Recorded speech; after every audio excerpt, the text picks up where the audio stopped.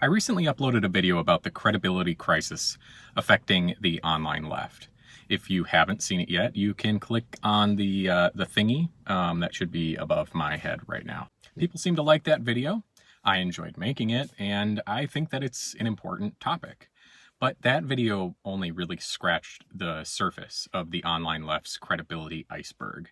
That video introduced the issue and gave a high-level explanation of how to get better at analyzing credibility. The point is, if you don't really know what's lurking below the surface, you're sailing blindly. And there's a reason why that's not a good idea.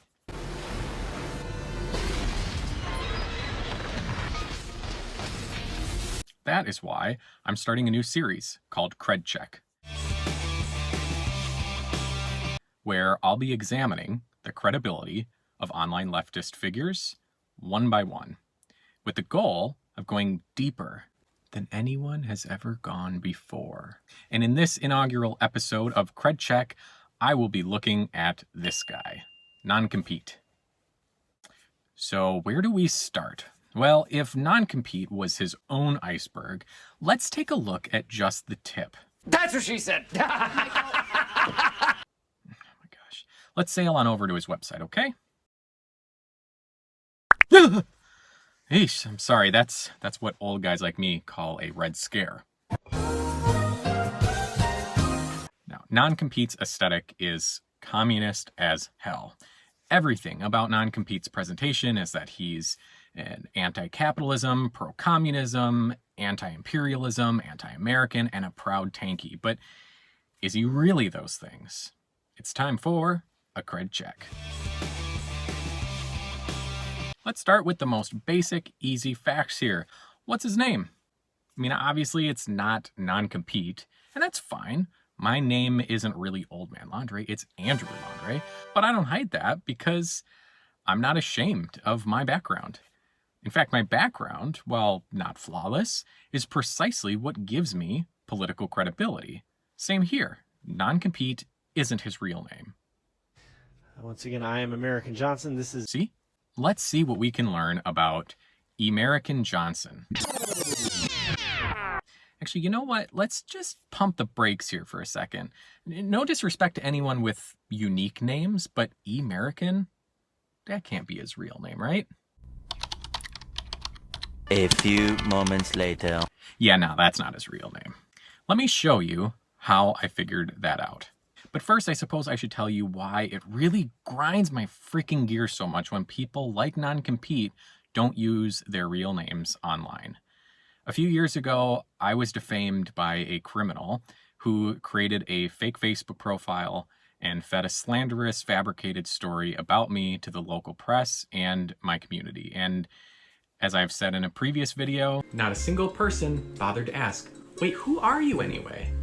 No one in town goes by that name. As it turns out, if anyone had bothered to ask that last simple and obvious question, basically, who the f are you? They would have discovered that the account accusing me of being a fraudster was actually, ironically, you might call a fraudulent account. Bruh. Because it was a fake Facebook profile used to obscure the identity of the real owners and operators. Perhaps more ironically, though, it turns out I was being labeled a criminal, which I'm not, nor have I ever been. I was being accused by someone who, unlike me, just for emphasis, unlike me, they actually have a criminal record, and a lengthy, serious one at that. But the thing is, if an average person wants to use a fake name online, I say go ahead. The internet is full of insufferable assholes, and the worst of them, the worst of the worst, are too cowardly to use their real names when they do their very worst. So if somebody wants to be anonymous online, I don't have a problem with that. In fact, I think it's often a very smart thing to do. But what I do have a problem with is when people create fake personas and then attack real people who have the stones to use their real names, and when people create fake identities and speak authoritatively about really important subjects like economics, politics, and cultural issues, all without allowing their viewers to determine if, based on that person's background, if they actually have any real credibility on the topic at hand. I find that to just be very dishonest, scummy, self-serving behavior. Okay, now where were we? Right, I was going to show you how I found out that E. American Johnson's real name isn't actually E. American Johnson. First, I looked at his website. Nothing. I looked at his Twitter account. Not helpful. How about his Patreon? Nothing. So what else is there? How about this fundraiser he did with his wife, Luna? Nothing. Actually, wait. What's this? I thought he lived in Vietnam. That's weird. Let's see what happens when we do this. What do we have here? Well, this is definitely our guy, but I'm looking for his real name, not this one. I wonder about this. Ooh, Malarkey TV. Well, now we're getting somewhere. Oh, look who it is. I wonder if there's any clues we could get from the About section. Let's try clicking more again. Ah, that's interesting. Grant and Aaron.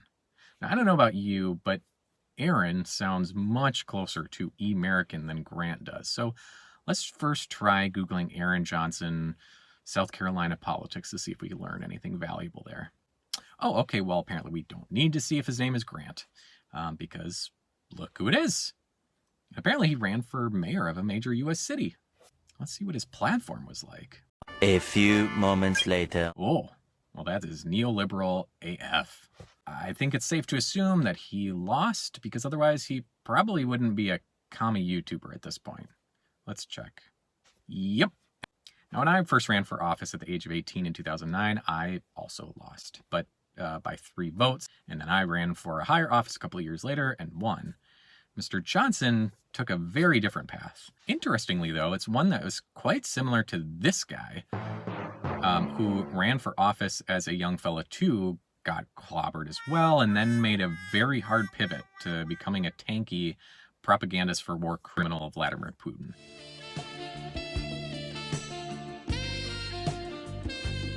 But if Mr. Johnson ran for mayor of Columbia in 2010, got his butt kicked, and then uploaded his first video as NONCOMPETE in 2018, what was he doing in the intermediate time frame? Well, let's see how he presented himself in that first video. Maybe there's something we could learn. But actually, before even hitting play, it should be noted that if I, for example, said, "Hi, my name is Natalie Wynn," you'd probably point out that what I just said is what the dictionary and most people would call a lie.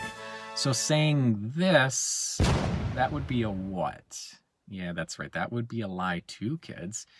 And to do that on your very first video and to keep that lie going for 4 years now should be a huge red flag, because dishonest people aren't usually just dishonest about a little thing here or there. If someone won't even be honest about the most basic of facts about who they are, like what their name is, it's usually a near certainty that they have much deeper dishonesty issues going on. Hello, Internet. My name's American Johnson. I used to be a liberal just like you. And before that, I was actually a right-wing libertarian for almost 30 years until I became a liberal. And then from being a liberal, I then moved on to what I would consider to be true leftism. So yeah, I've come full circle. Well, not full circle, I guess 180. Ask questions, you know, like leave some comments. I want my ideas to be challenged. And Now, I want to give Mr. Johnson a certain amount of credit here, because he repeatedly referenced in this video how he used to be what he kind of describes as a fake leftist, and now he's a real leftist. But he doesn't really say anything about how that evolution happened. I mean, was it just that he was hurt after getting shellacked in Columbia? And then after that, he said, "I was right, my platform was great, and you didn't vote for me, so you must all be wrong." Now, actually, the whole system is wrong. I mean, if it were any good, then I would have won. I mean, I don't know, but as someone who has helped dozens of progressives get elected, I can tell you that people who lose by margins like Mr. Johnson lost by, they're almost always a very unique kind of politically clueless. Wait, mustache. Yeah. Mustache. Columbia, my name's Aaron Johnson, And I'm Grant Robertson. and we're running for mayor. I have long felt that politics in America have just gotten completely out of hand. I run 3 local businesses, small businesses in this town. I've been here since 2002 when I came here to attend USC. I feel like this is a fantastic city.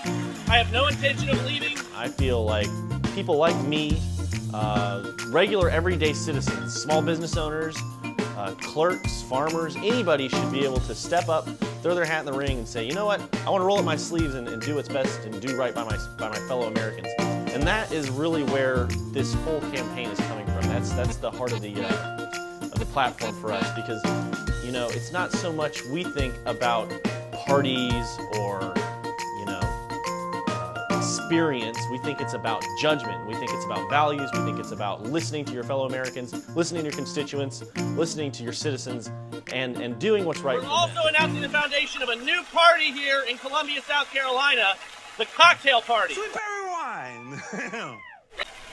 Republicans, Democrats, they're just words. What is a machine? A machine is a system of systems. It is a grouping of dynamics. There's no such thing as a Republican idea. There's no such thing as a Democratic solution. An idea is an idea and a solution is a solution, and we need to find the best ones. And the only way we're going to do that is through a system in which people are allowed to freely share their ideas. And what we're doing is locking down and shutting out ideas because they don't fit into a certain...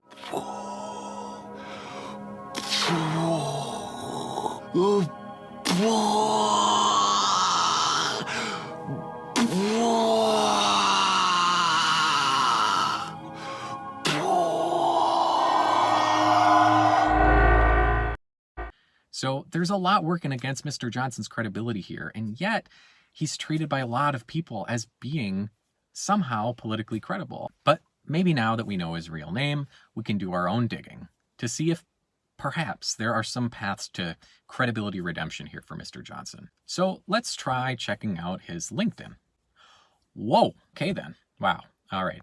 Well, before I show you this, I just want to say that consistency isn't everything, and it isn't even always a good thing. Especially in politics, in some cases, there's clear value in evolving politically, but then in some other cases, like let's say with Bernie Sanders and his legendary level of consistency on so many issues, that sort of consistency is often rightly viewed positively. There are a few terms that really annoy me when it comes to political discussion. And one of those terms is flip-flopper or flim-flammer, or, the idea that somebody can't change their mind or their viewpoint. I think that that's ridiculous. I think that as human beings, we're meant to grow and to evolve and to learn and to change our ideas and our conceptions again and again. You might go back and forth on an issue a few times as you learn more information, and that's a good thing, I think. I've certainly changed my mind several times on several key issues, and if you look back at my history, then that's fine. I mean, you'll definitely find plenty of situations in which I've changed my opinion. But if the main consistent part of your politics is that your politics are constantly morphing, and dramatically so every few years, that's a red flag. And more so if you've got a public image that looks like this, and a private one that looks like this, that's a major red flag. Like, are you currently an anti-capitalist if you also currently own several functioning businesses? Are you really an anti-military, anti-imperialist, anti-American communist authority if you've been doing business with the US military and some of the biggest titans of the American economy? Should anybody really trust someone who's trying to hide their identity, their real identity, and their real background in this way? Look, objectively, Mr. Johnson failed his cred check by just about every measure. So if you've been ignoring his takes up to this point, I think you're pretty much safe to keep doing that. If, however, you're one of his many followers, I would encourage you strongly to demand better from him. And remember that people who aren't honest about basic things, dishonesty tends to be more of a core feature than a bug, which is to say, don't just trust people like Mr. Johnson blindly, because his videos make you feel warm and fuzzy and validated. Verify, verify, verify. And if you can't, or you're met with hostility when you try to verify, run. And to Mr. Johnson, let me just say a few things. First of all, I'm sure that there's more to this iceberg, good and bad. And if that's true, I would strongly encourage you to come clean. Be proactive here, because if you aren't, it'll be a whole lot worse when those skeletons inevitably emerge from your closet. Second, from a distance, you actually seem like a nice guy. I genuinely mean that, and I hope that anyone who is upset with you after this video comes out, that those people express themselves openly, but also with fairness, empathy, and kindness. Lastly, if I'm wrong about any of the facts that I presented here, or if you think that there's more to say, please reach out and I'd be happy to make a follow-up video. But until then, to the rest of you, thank you for watching. Please let me know what your thoughts are about this video in the comments, and let me know who do you think I should do a cred check on next. That's all for now. Thanks for watching.